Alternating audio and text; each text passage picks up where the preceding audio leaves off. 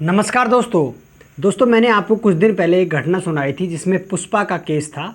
पुष्पा महतो जिसको गायब हुए पूरे 8 से 9 महीने हो गए और 9 महीने तक पुलिस वालों ने कोई भी कार्रवाई नहीं करी। आखिरकार उसका जो कंकाल है वो पुलिस लेके आती है कब, जब उच्च न्यायालय ने उनको, हाई कोर्ट ने प्रेशराइज़ किया, उनको आदेश दिया कि मुझे इस केस का कुछ ना कुछ निवारण चाहिए। तब जाके पुलिस, इस झारखंड के पिंडराजोरा थाना की जो पुलिस है, जिसमें 28 कांस्टेबल, 28 पुलिस वाले, जिसमें एसपी समेत उसमें शामिल है जिनका ट्रांसफ़र हुआ, और कुछ वहाँ पे जो सब इंस्पेक्टर वगैरह हैं, सारे को सस्पेंड किया जाता है। बोकारो की ये जो कहानी है पूरे देश में आज वायरल हो रही है।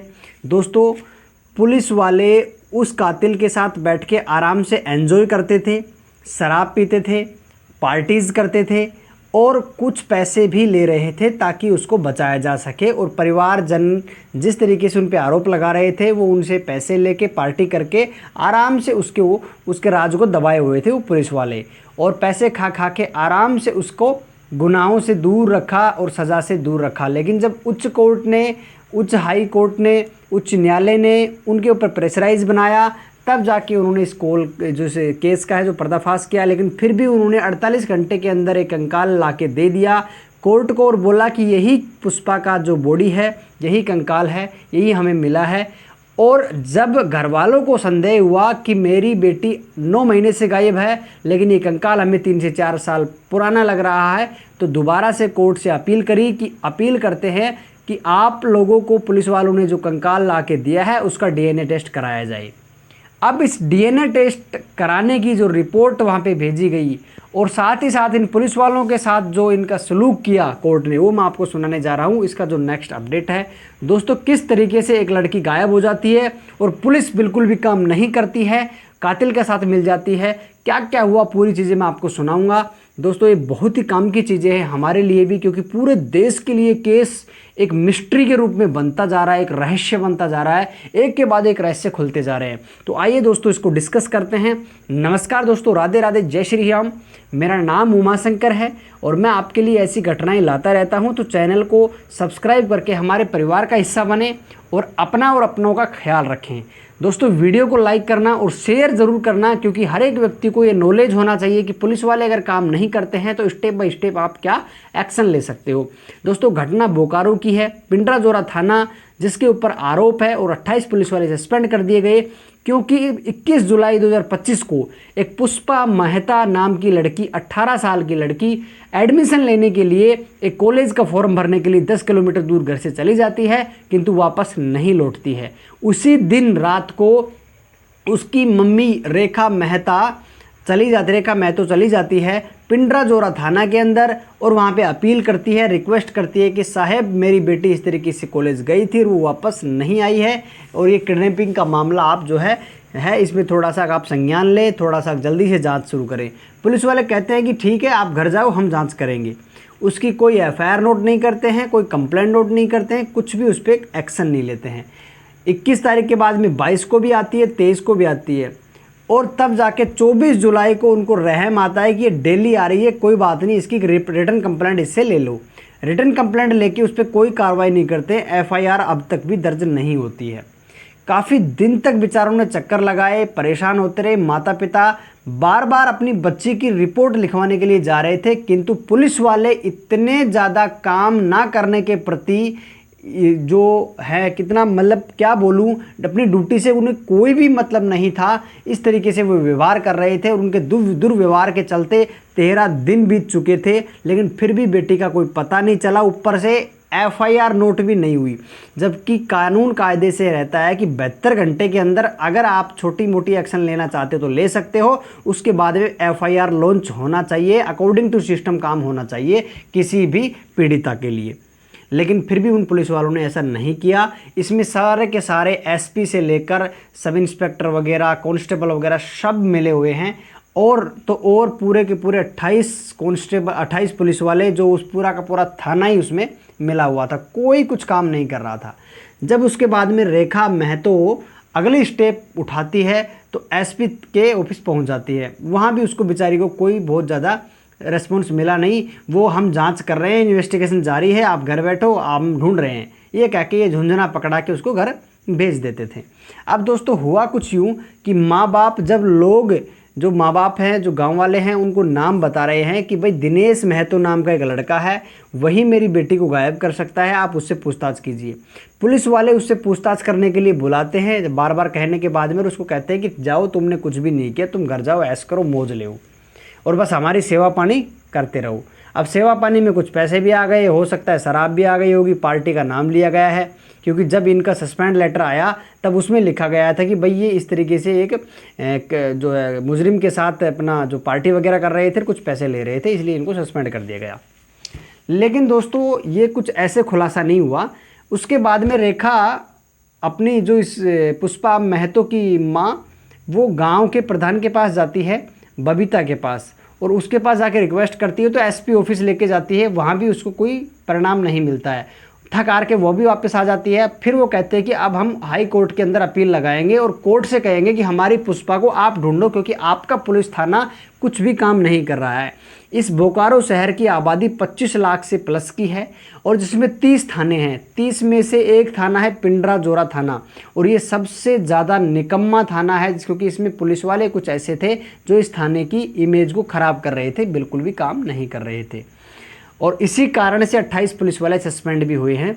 जब कोर्ट के पास अपील जाती है तो वो उसको मॉनिटर करने लगता है और पूरी की पूरी केस फाइल मंगवाता है, तो देखता है कि इतने दिन हो गए, तुम लोग कर क्या रहे हो। और जब पता चला कि जब इन पुलिस वालों को जब संज्ञान में लिया गया, इनको जब बुलाया गया, तो तब तक तो 8 से 9 महीने बीत चुके थे। और तब कोर्ट ने पूछा कि भाई तुम लोगों ने क्या इन्वेस्टिगेशन किया। इन्होंने कहा कि साहब एक लोग पे शक हुआ था, हमने उसको बुलाया, उसको रिमांड लिए, ये किया वो किया, वापस छोड़ दिया क्योंकि वो सच बोल रहा था। अब कोर्ट ने कहा कि हमें नहीं पता कि तुमने उसको जानबूझ के छोड़ा है या फिर सच में वो सच बोल रहा था, आप लोग सच कह रहे हो या नहीं कह रहे हो। मुझे इस घटना की, इस पुष्पा की अपडेट चाहिए और कहीं ना कहीं से आप इसको ढूंढ के लेके आओ, कुछ भी रिपोर्ट चाहिए और वो भी आपका प्रूफ चाहिए कि आप क्या काम कर रहे हो। इनको 7-7, 10-10 दिन का अंतराल देके इनके काम शुरू किया है। एक SIT गठित किया गया, स्पेशल इन्वेस्टिगेशन टीम गठित करी, लेकिन फिर भी इन्होंने कोई काम नहीं करा। तो इन्होंने, कोर्ट ने फिर सीनियर ऑफिसर को बुलाया, SP के अलावा जब उन्होंने IG, DIG, DSP, है ना, DGP, सब सारे रैंक पुलिस वालों को बुलाया, उनको बढ़िया से लाइन में लगा के उनकी क्लास लगाई, तब उन्होंने जाके प्रेशराइज किया उस थाने को और एक नई SIT की मांग करी, नई स्पेशल टीम, इन्वेस्टिगेशन टीम गठित करी। और 10 अप्रैल को, जब उनको 9 अप्रैल को बुलाया गया था, 10 अप्रैल को SIT गठित करी और 11 अप्रैल को केस सोल्व कर दिया।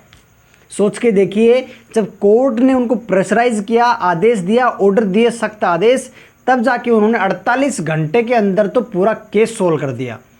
केस सोल्व करने में ये था कि वापस से दिनेश महतो को उठाया जाता है और उसके बताए अनुसार वहाँ पे एक लोकेशन पे जाते हैं और वहाँ से एक कंकाल निकालते हैं, कंकाल निकाल के और पेश कर देते हैं कोर्ट के सामने कि लो जी, हमने इसको कर दिया सोल्व, ये आपकी बॉडी है, इसने मारा था और ये इसका क्रिमिनल है, ये इसका सस्पेक्ट था, पहले भी था और उसको पहले अभी सबूत इसने बता दिया, एक्सेप्ट कर लिया है, ये आपका मुजरिम है और ये आपकी बॉडी है, सारा काम केस सोल्व हो गया, अब आप कोई टेंशन नहीं, हमें शाबाशी देगा कोर्ट, ठीक है भाई आपने काम बढ़िया कर दिया। अरे तुमने 9 महीने में क्या किया। और अब आप सबसे बड़ा आप ट्विस्ट जब आएगा तब पता लगेगा कि लोगों ने बताया कि ये कंकाल तो पुराने वाला जो केस था उसका कंकाल हो सकता है। क्यों? क्योंकि कुछ दिन पहले ऐसा ही कांड इसी गांव के अंदर जहां पे इसकी बॉडी मिली है 10 किलोमीटर दूर, वहां पे हो चुका था। लेकिन जब आपको हैरानी होगी ये पता लग के, क्योंकि ये जो कंकाल 3-4 साल पुराना है और गांव वालों को ये पता लगा, घर वालों को पता लगा, तो उन्होंने कोर्ट से अपील करी कि साहब इसका DNA टेस्ट होना चाहिए। जब पुलिस ने DNA टेस्ट करने के लिए डिमांड करी कि हम करा देंगे, तब घर वालों ने और उसके रेखा देवी, पुष्पा की मां रेखा देवी का जो वकील है, उन्होंने मना कर दिया कि साहब हमें इस गांव के पुलिस वाले पर बिल्कुल भी विश्वास नहीं है, हमें सेंट्रल जो फॉरेंसिक जो स्टेशंस हैं वहाँ पे हमें जो है जांच करानी है, यहाँ से नहीं करानी है। तो इसके अंदर बोकारो के अंदर नहीं था, झारखंड के अंदर सेंट्रल यहाँ पे फॉरेंसिक जो लैब होती है वो नहीं है, इसलिए कोलकाता इसकी बॉडी को भेजा गया सैंपल। लेकिन जब इनका, ये तो एक पहलू है, अब दूसरा पहलू खुलेगा, इन लोगों ने क्या किया कि इतने दिन तक क्यों इन्वेस्टिगेशन नहीं किया। सवाल तो उठता होगा ना कि भाई कोर्ट ने आदेश दिया तो उन्होंने 48 घंटे में बॉडी ला के दे दी, लेकिन ये जब 9 महीने बीत चुके थे उनके बीच में इन लोगों ने काम क्यों नहीं किया, इन्वेस्टिगेशन क्यों नहीं किया, तभी ये कंकाल क्यों नहीं सामने आया, तो उसका राज भी खुलता है। दिनेश महतो को उसके माँ बाप के कहने पर उनको उठाया, बुलाया, इन्वेस्टिगेशन करी, जांच पड़ताल करी, तो पता लगा कि इस दिनेश महतो को उन पुलिस वालों की कमज़ोरी पता थी और कमज़ोरी उसने पकड़ ली। उन्होंने बोला कि किसने मारा किसने नहीं मारा वो आप छोड़ो, आप ये बताओ कि मैं आपके लिए क्या करूं। उन्होंने बोला भाई पैसा चलता है, पैसा बोलता है, पैसा फेंको तमाशा देखो। अब उन्होंने पैसे फेंके, 10 लाख रुपए का इंतज़ाम किया उन लोगों के लिए और उनको पैसे दिए और उनको वो बोले कि पार्टी भी चाहिए हमें, तो पार्टी में शराब भी हो सकती है, एंजॉय भी कराया उनको, रोज़ एंजॉय कराता, काफ़ी दिन एंजॉय कराते हुए हो जाते हैं। फिर एक दिन पुलिस वालों ने पूछा कि भाई तू हमें इतने दिन से पार्टी करा रहा है, पैसे दे रहा है, तो ये बता तूने सच में करा भी है या नहीं करा।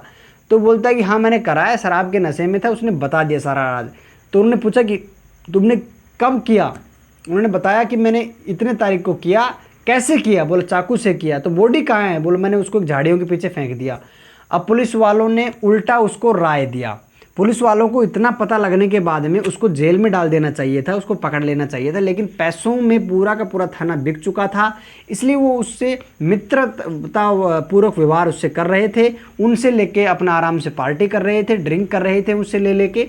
तो उनके एहसान लगा लीजिए या फिर उनकी लालच में फंसे हुए लगा लीजिए, पुलिस वालों ने कोई एक्शन नहीं लिया, उस बिटिया को कोई इंसाफ नहीं दिया, उनके माँ बापों को कोई इंसाफ नहीं दिया, जो 9 महीने से भटक रहे हैं, दर दर ठोकरें खा रहे हैं और बड़े बड़े ऑफिसर के जाके नोक खटखटा रहे हैं दरवाज़ा, लेकिन उनको कोई न्याय नहीं मिल रहा है।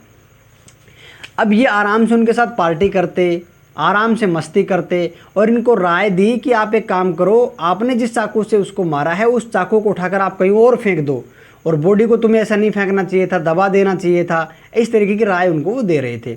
उन्होंने बताया कि ऐसे जब गांव है वहाँ पे एक रास्ता जाता है हाईवे से नीचे उतर के 1 से 1.5 किलोमीटर दूर, और बोले मैंने वहाँ पे झाड़ियों के पास उसको फेंक दिया है, वहाँ से काफ़ी सारे लोग गुजरते हैं।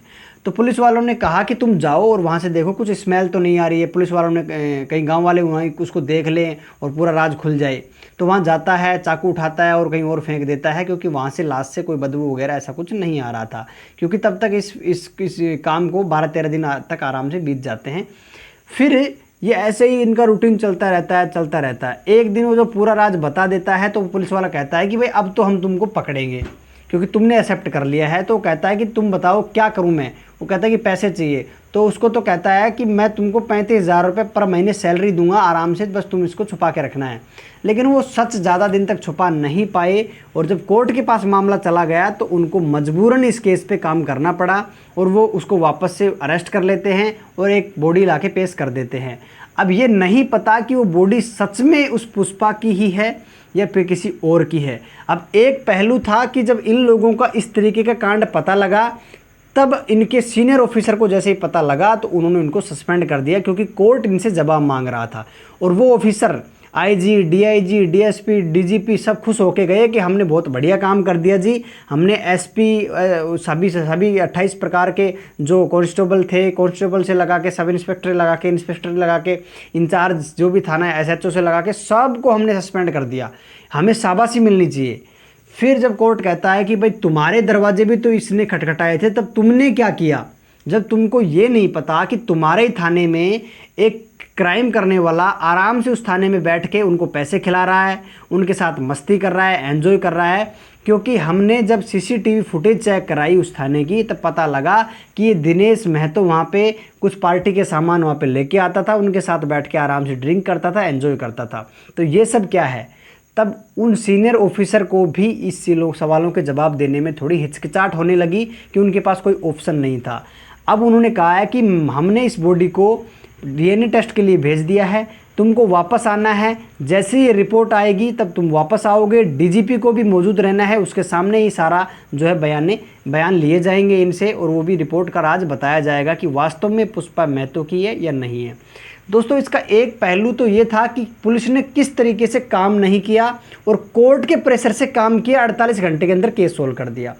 दूसरा पहलू ये था कि उन्होंने काम क्यों नहीं किया, किस तरीके से वो पैसे खा रहे थे और उनके साथ पार्टी कर रहे थे।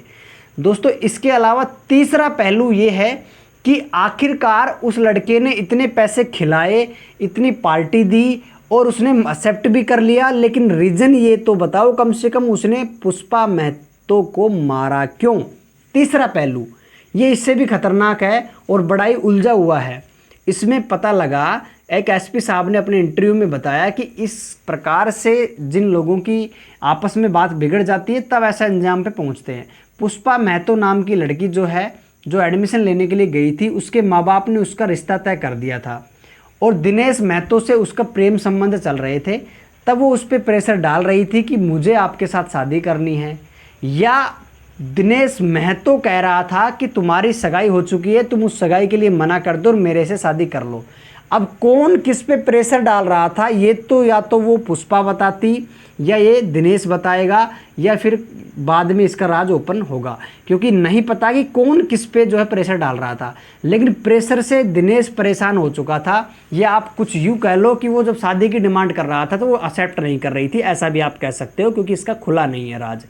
तो वो उसको कॉलेज जब वो जाती है एडमिशन के लिए तो उसके पीछे पीछे पहुंच जाता है और कॉलेज पहुंच के उसको कहता है कि तुम मेरे साथ चलो, मुझे आपके साथ कुछ ज़रूरी बातें करनी है। कॉलेज से 1 किलोमीटर दूर लेके जाता है यूनिवर्सिटी से, और दूर ले जाके एक सुनसान रास्ते पे लेके झाड़ियों के पास ले जाता है, बैठता है, बात करता है और वहाँ धोखे से उसको चाकू से मार देता है और वहीं छोड़ के आ जाता है। इस तरीके से ने वारदात को अंजाम दिया। प्रेम प्रसंग के चलते शादी का दबाव एक दूसरे पे था, किंतु जब घर वालों को पता लगा और सारा इन्वेस्टिगेशन की जांच करने के लिए जब पुलिस पे प्रेशर बनाया घर वालों ने, तो उन्होंने कमीशन खाया, पैसा खाया, पार्टी खाई और कोई भी जांच नहीं करी। लेकिन जब हाई कोर्ट ने प्रेशर बनाया तब जाके उन्होंने कंकाल ले जाके दे दिया। सबसे बड़ा सवाल ये है कि अब कंकाल का क्या होगा, कंकाल किसका है ये पता लगाना बहुत ज़रूरी है। अगर ये कंकाल नहीं हुआ सच में पुष्पा का, और डर के मारे पुलिस ने यूं ही एवं ही किसी की बॉडी का कंकाल ला के दे दिया, तो इनकी सहमत आ चुकी है। बहुत सारे लोग सस्पेंड होंगे, सीनियर ऑफिसर का भी नंबर आएगा और इन पुलिस वालों को जेल भी हो सकती है गलत प्रकार से केस जो है खोलने के लिए, और इस केस का इन्वेस्टिगेशन झूठे तरीके से करके कोर्ट को गुमराह करने के लिए। अगर इसका ऐसा बड़ा रिस्क निकला तो, लेकिन हो सकता है कि ऐसा रिस्क इन्होंने नहीं लिया होगा, सही बॉडी लेके आए हैं, ऐसी हम आशा करते हैं। और अगर ये मैच नहीं हुआ तो फिर उसके बाद में ये जो मिस्ट्री खुलेगी पूरा देश में ये फैलने वाली है। काफ़ी सारे सीनियर ऑफिसर का ट्रांसफ़र भी कर दिया गया है। कुछ लोग कह रहे हैं कि ट्रांसफ़र रूटीन हुआ है, लेकिन कुछ लोगों का कहना है कि इस केस से संबंधित सभी लोगों को सस्पेंड किया। सीनियर ऑफिस को सस्पेंड तो नहीं किया गया है, सीनियर ऑफिसर्स को, लेकिन उनको ट्रांसफ़र ज़रूर कर दिया गया है। दोस्तों, मैंने इसके सारे पहलू आपको बताए हैं। आप लोगों का क्या कहना है इस वीडियो में, इस केस पे आप लोग ज़रूर बताएं। क्या होगी इसकी बॉडी का रिपोर्ट, क्या सच में ये पुष्पा की ही है या किसी और की? आप लोगों को जो कुछ भी कहना है कमेंट बॉक्स में कह सकते हैं। वीडियो को लाइक करना, चैनल का सब्सक्राइब करके परिवार का हिस्सा बनना है, वीडियो को शेयर भी करना है। थैंक यू सो मच दोस्तों। आगे जो भी अपडेट आएगी वो आपको यहाँ पे मिल जाएगी। Thank you so much. Love you guys. जय श्री राम।